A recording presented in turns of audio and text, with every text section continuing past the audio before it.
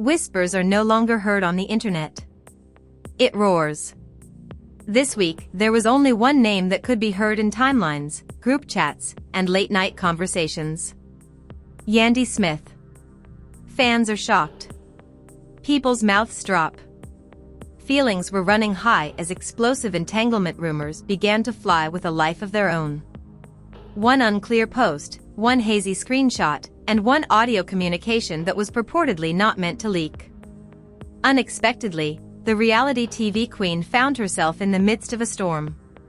Or did she? It all started out gently, like the messiest drama. A late night live, a hazy caption with too many emojis, a close friend liking a comment they shouldn't have seen. Within hours, rumors about who was involved, what had happened behind closed doors, and whether this was a minor misunderstanding or the beginning of a big scandal erupted on the websites. Fans analyzed every frame, pause, and side-eye as they updated their feeds. Then came the persistent questioning. Was Yandy hiding something? And if at all, from whom? Behind the gloss and assurance, insiders claimed that tensions were already building. Private conversations reportedly got heated. As the whispers grew more intense, trust was tested, and phones were inspected. Those closest to Yandy were forced to choose a side. Friends and family were divided. Some suggested that she remain silent and wait for the disturbance to pass. Others urged her to tell the truth before the narrative consumed her. Then came the moment that changed everything. As suspicion grew and the internet wanted answers, Yandy broke her silence. Not with a polished message or a PR-approved post, but with raw passion that caught everyone off guard. The fanbase was rocked by the words that followed, prompting voices to shake and tears to well up. Because her comments addressed more than simply the rumors. It unveiled a more nuanced story of devotion, betrayal, and final choices. Was this damage control or a confession? Was she protecting her family or herself? And why did certain names suddenly become mute as soon as she spoke? As responses from friends, cast members, and angry fans flooded in, one thing became painfully clear. This was no longer just gossip. This was a personal issue. Whatever the facts, it might be far more complicated than anyone could have imagined. Put on your seatbelt because what comes next will compel you to reconsider everything you thought was true. The night everything fell apart didn't seem all that dramatic at first. It seemed to be too quiet. The kind of quiet that makes your chest constrict because you know something is going to happen. Yandy sat by herself in her living room, lights on, a low phone gleaming in her fingers. Scrolling, scrolling, scrolling. Fans were surprised. Although she didn't post anything inappropriate, her silence seemed more potent than any acknowledgement because she didn't post anything at all. Comments immediately accumulated. What's going on, sis? Suppose something blinked twice. Even though its actual emotions were running hot on the internet, the air within the house felt heavy.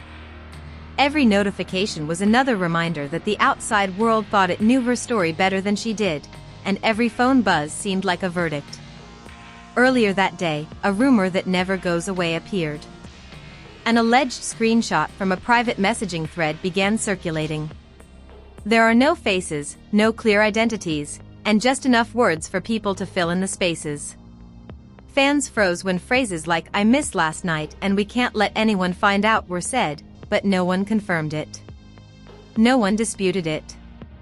However, blogs continued to use it, and in a matter of minutes, the term entanglement was widely used.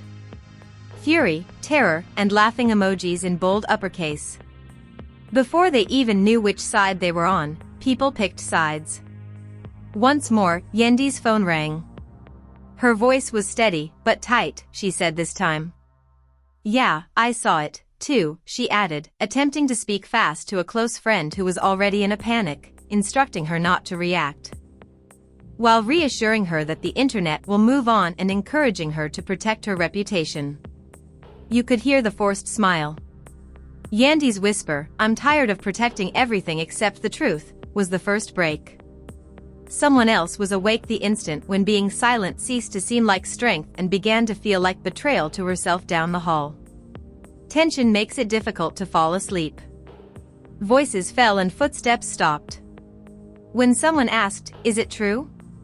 Yandy didn't immediately respond because the answer wasn't straightforward. It never is. Years of pressure, expectations, sacrifice, and loyalty were all part of the reality. The truth has context, but context doesn't trend well on social media. When she finally said, "We need to talk tomorrow," the room's mood completely changed. By dawn, the number of blogs had increased. Unnamed sources claimed that additional messages, receipts, and narratives were awaiting release. They were continuously restocked while they waited for the next shoe to drop. Group discussions increased dramatically. She has always been genuine, according to those who fiercely supported her. Some were disappointed, saying they had been tricked. Emotions were running high because people were investing in reality stars instead of merely watching them. They see a reflection of their own struggles. And when that photo cracks, it feels personal. To get some fresh air, Yandy stepped outside. Despite the lack of cameras, neighbors are pretending to be unconcerned and there are eyes everywhere. Phones were slightly raised as they pretended to text. While filming, she pulled her sweater tighter, thinking of how easily love could become judgment. How cynicism turns into trust. She remembered conversations from months before, innocent exchanges that were followed by hurtful comments, crude jokes, and boundaries that vanished without anybody noticing until it was too late. Her sister was the next person she called. She just conveyed a gentle remorse that transcended any headline, without ranting or making accusations. "What's happening?" As she asked, Yandy closed her eyes out of concern that an explanation might bring back painful memories. She answered, "If you're wondering, I didn't cheat." And the other end's delay made it clear that once uncertainty is established, it cannot be eliminated by denial. The family was divided due to perception rather than proof. Moreover, perception is harsh. Detectives spent more time on social media, analyzing timestamps and body language from earlier incidents, saying things like, "Look at how she smiled there." Fans were shocked by how quickly admiration turned into interrogation, and Yandy watched it all, feeling like she was losing control of her own story. "Look at how he stood too close there." All of the previous moments were suddenly recast as proof due to scandal. That afternoon, a producer called to ask if she planned to talk about it on camera, pointing out that it might be a big event with a lot of people watching. Yandy laughed bitterly at that. The idea that her real suffering was going to be consumed made her stomach turn. But another part of her wondered if keeping quiet would only make things worse if it allowed false information to proliferate.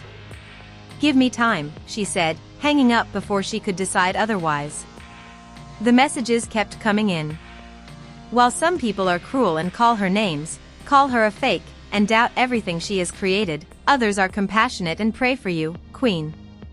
She threw the phone on the couch, paced the room, flashed memories, flashed arguments she thought were resolved, flashed promises she thought were understood, and in the middle of it all, everyone would now analyze the night that meant one thing to her and something entirely different to the internet. She kept replaying the long conversation, the laughter, and the vulnerability. Nothing tangible, nothing crossed. But lines don't always center on contact. They deal with emotional intimacy on occasion. They can occasionally be about feeling like you're being observed in an uncomfortable way. And since nuance doesn't survive online, acknowledging that felt hazardous. Life seldom fits when everything is reduced to guilty or innocent. There was no reprieve that moldy evening. They arranged a family meeting. The voices merged together. Feelings poured out. Boundaries were the topic of accusations rather than adultery. "Honor your public character." "You embarrassed us," someone said. Someone else said she did nothing wrong. Abruptly, the room split in two. Yandy stood there taking it all in, feeling smaller with every phrase because no one was genuinely asking. All she could think about was how this might affect other people. "I am human before. I am a headline. I am a woman before, she finally uttered in a shaky but steady voice. She said, I am a brand, as the room fell silent. She understood that anything she said next would be remembered forever, as some people's eyes relaxed and others hardened. Whether she explained it or didn't, the story was already out there, living its own life. She discovered that the story was spreading and that reaction videos were showing up when she unlocked her phone upstairs by herself once more. Something inside of her snapped just when she was making assumptions and making judgments. To resolve, not anger or terror. She sat with their finger lingering over the post as midnight approached, too, reflecting on love, loyalty, and how one misread moment might ruin years of labor. She took a deep breath and whispered to herself, if they want a story, I'll give them mine. She stopped because she knew that once she spoke, there was no going back. The screen mirrored in her eyes, fatigued but determined. 12:03 a.m. The M. The post became active. The M. One sentence, neither dramatic nor enlightening. I see everything, and I will discuss it soon. That was enough to cause the internet to explode. They were astounded once again because expectation is fuel, and she had just added petrol to it. Reaction channels immediately went live. Voices overlaid the thumbnails, screaming her name. Emotions were running high because everyone felt as though they were about to make a confession, even though nothing had been said yet. Inside the house, nobody slept. The quiet was broken by pacing footsteps, whispered phone talks, and the faint hum of tension. Yandy sat on the side of her bed and stared at the wall, reliving each scene. If she gave them the complete truth, would they accept her softening it? Would they call her a scammer? If she didn't say anything, would people assume she was guilty? Every decision seemed like a trap. Because once a woman's integrity is questioned, the burden of proof is unachievable. By morning, the screenshots had gotten worse. A new one allegedly showed a fuzzy call log that was exactly timed for that night. People speculated about identities and pointed fingers, saying it had to be him. The blogs claim that when the allegations became true, Yandy insiders felt something like grief, not for romance, but for control. She had no influence over the story the internet had decided to tell without her. When a friend unexpectedly slipped onto the couch and whispered, "You need to say something today. They're eating you alive," Yandy didn't answer right away. "When I speak, I need to speak for real," she continued, her hands shaking slightly as she poured coffee. The phone rang again, and the friend agreed but warned, real doesn't always get mercy, especially online. Yandy knew that better than anyone. For me, not for them, not for clicks. It was him this time, and the mere mention of his name made her chest constrict. "What do you want?" she asked after pausing. "This is getting out of hand," he replied, feeling simultaneously nervous, angry, and ashamed. "You must turn it off," she continued in a defensive tone. Yandy laughed cruelly and shut it down as if it weren't already on fire, wondering why he was so quiet in public and why he hadn't denied anything. "Because they'll believe what they want, regardless of what I say," he said. "I never asked you to post anything, and that hurt because it was true, but incomplete silence can be loud, and his silence had been deafening," he retorted. "You don't get to hide while they drag me," she retorted, feeling as though he had abandoned her and left her to perish while he remained dry. She hung up before things could get any worse. The family was split after someone tweeted a prayer emoji, accused the blogs of lying, and accused Yandy of being careless. Not because of evidence, but out of fear of humiliation, fear of judgment, fear of being linked to scandal, Yandy scribbled and then deleted messages, knowing that nothing she said would diffuse the situation. As the family group chat erupted, someone shared a link, and I sat there feeling vulnerable, used, and angry. Outside admirers got into a heated argument because everyone projected their own boundaries onto her circumstances and made judgments based on that. Nobody agreed on what the line was, only that she had crossed it. Some defended her, arguing that emotional connections are not crimes, while others demanded accountability, arguing that married women shouldn't be texting men at midnight. When a video clip from months earlier surfaced that afternoon, fans were shocked by how hindsight suddenly rewrites reality. The tape was proof of everything. It showed a moment that everyone had missed at the time, but now slowed down, zoomed in, and dissected a chuckle, a touch, and a look. "I feel like I'm being punished for something I didn't even realize was wrong," Yandy said in a heartbreaking voice as she watched it, feeling sick because she remembered that day. It was clearly nothing controversial or secret, just a normal moment turned into proof. "Intention doesn't erase impact," her sister said after listening in silence. And since it was true, that phrase felt weighty. Feelings can still be harmed even in the absence of physical harm. Trust is still brittle. "I never wanted to harm anyone," Yandy muttered. "I know, but now you have to decide who you're going to protect," her sister shot back. As night fell, producers contacted once again, fans asked questions, and influencers alluded to future tea.